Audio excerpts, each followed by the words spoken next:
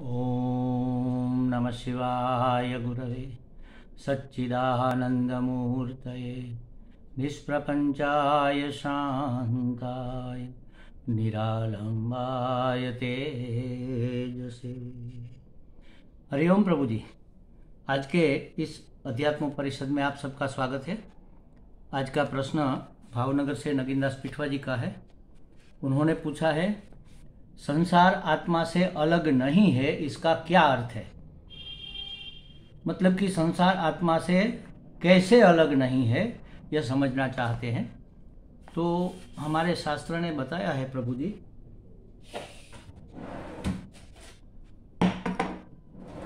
उपनिषद में कहा है कि सदैव सौम्य इदम अग्र आसीत एकमेवा द्वितीयम। सत परमात्मा एकमात्र ही अग्रे पहले था, और था ही था, कुछ करता धरता नहीं था। सद एव सौम्य इदम अग्र आसीत। सबसे पहले यह सत परमात्मा ही था। तो जब एकमात्र परमात्मा ही था, सत स्वरूप परमात्मा ही था, तो ये सब आया कहां से? इसका मतलब ये हुआ कि वही सब कुछ बना है। जैसे मैं बचपन की बात करता हूँ, हमारे घर के पिछवाड़े एक कुम्हार राजा दादा करके रहते थे, और उसके आंगन से गुजरकर हम अपने स्कूल पर जाते थे। तो एक दिन हमने देखा पूरा आंगन साफ सुथरा है और कहीं कोई कचरा वचरा नहीं है, और बीचों बीच एक बड़ा मिट्टी का ढेर पड़ा है। वो हमने देखा और हम स्कूल गए।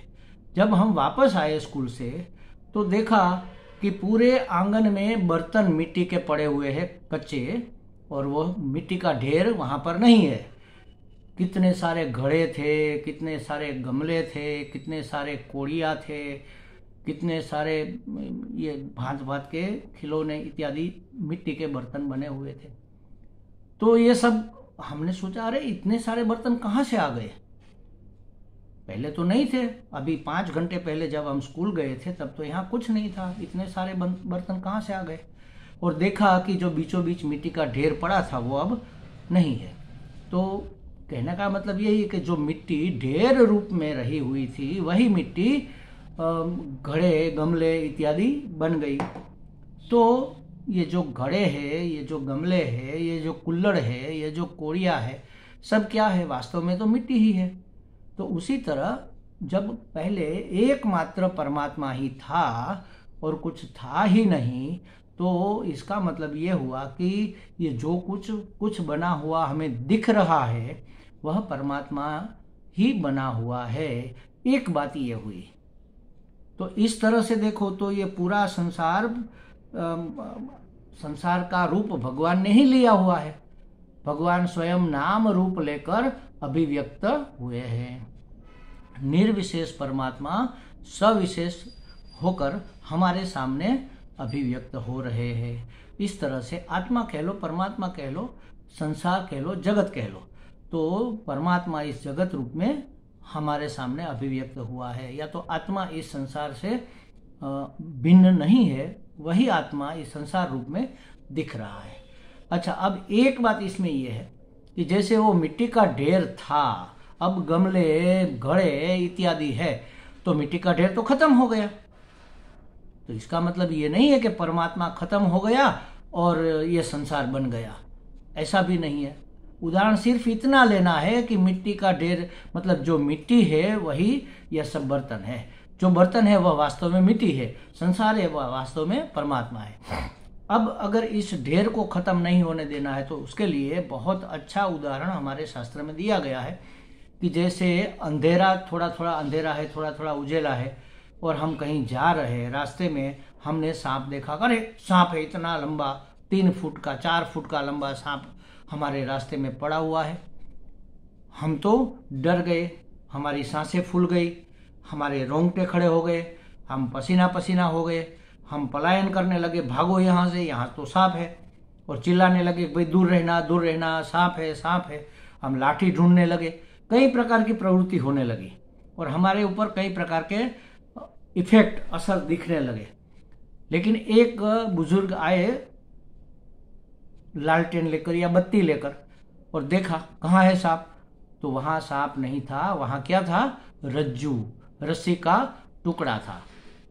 अंधेरे के कारण वही रस्सी का टुकड़ा हमें सांप दिख रहा था।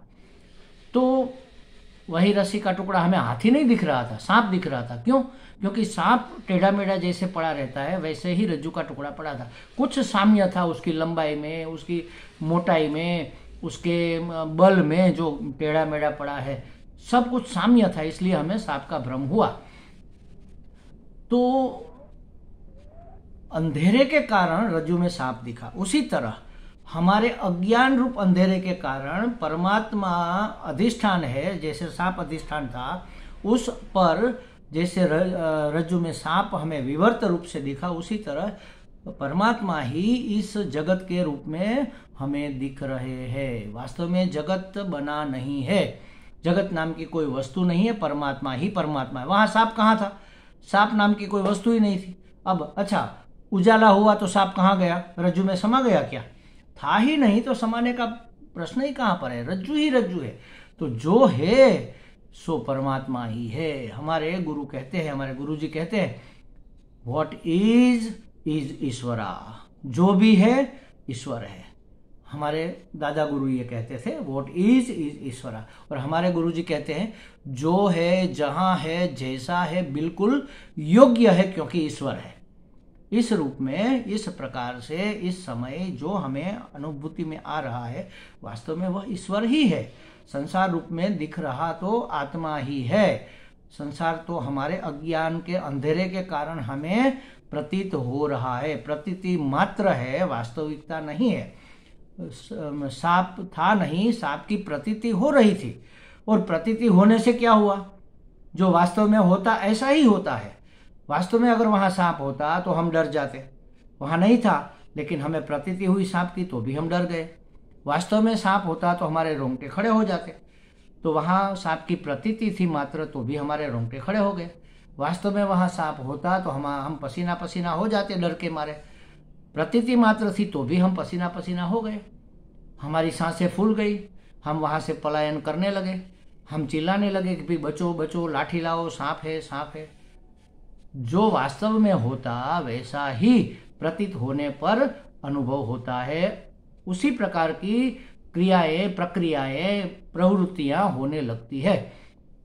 इस संसार को संसार रूप में देखने से संसार के व्यवहार सब होने लगते हैं। वास्तव में यह निर्गुण निराकार परमात्मा इस रूप में हमें भासमान हो रहा है।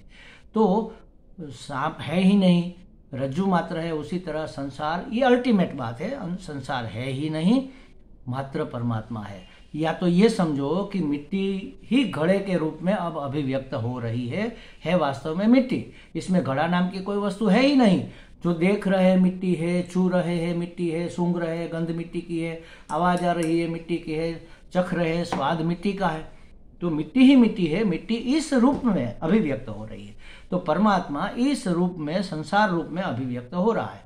दो में से कोई भी बात आप मानो तो संसार और परमात्मा या जगत और आत्मा में कोई भेद नहीं है। जगत और आत्मा एक रूप है, मतलब कि संसार आत्मा से अलग नहीं है।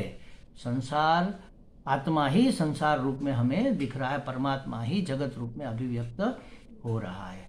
पूरा संसार, आधा अधूरा नहीं, पूरा संसार परमात्मा ही है। तो पूरे संसार में जो कुछ आता है सब कुछ परमात्मा है। तो सब कुछ में हम भी आ गए, तो हम भी परमात्मा की अभिव्यक्ति मात्र है और कुछ नहीं है। तो इस तरह से संसार, सभी संसार आत्मा से अलग नहीं है। इस तरह से इसको समझना चाहिए। हमें लगता है नगीन दास जी को कुछ स्पष्टता हो गई होगी। हरि ओम।